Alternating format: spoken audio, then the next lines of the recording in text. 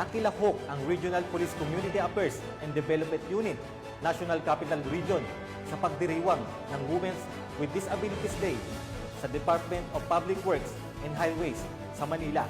Nagbabalita dyan si Patrolwoman Juby Jane C.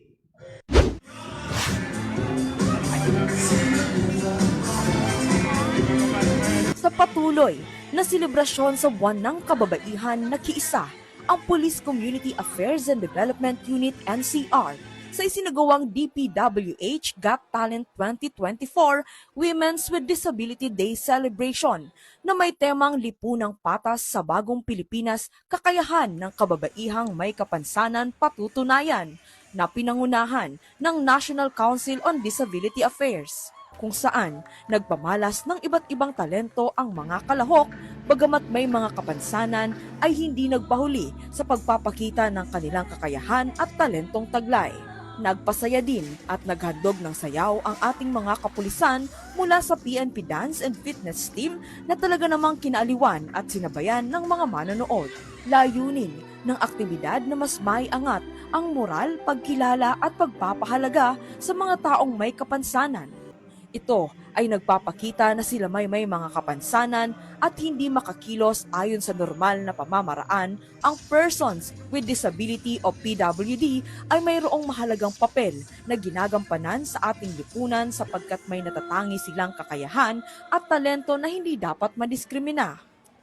Thank you for these opportunities of celebrating this event.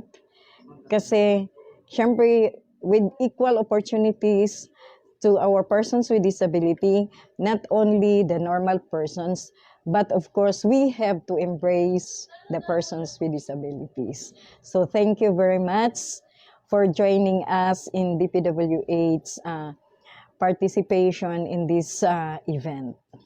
Thank you, PNP. So much thankful, grateful, and blessed sa araw na ito. Masasabi ko po ay napakasaya. Nag-enjoy kami bilang magulang ng mga batang may kapansanan. Napakaganda po ng programa. Lahat po ay nag-participate. Again po, Happy Women's Day. Napaka-successful po na inyong event. Maraming salamat po. God bless. Ang ating mga kapulisan ay patuloy nakasama ninyo sa pagbuo ng isang lipunang inklusibo para sa lahat tungo sa bagong Pilipinas. Mula dito sa DPWH Central Office, ako ang inyong PNN correspondent, Patrolwoman Juby Jane C, alagad ng batas, tagataguyod ng Balitang Pulis.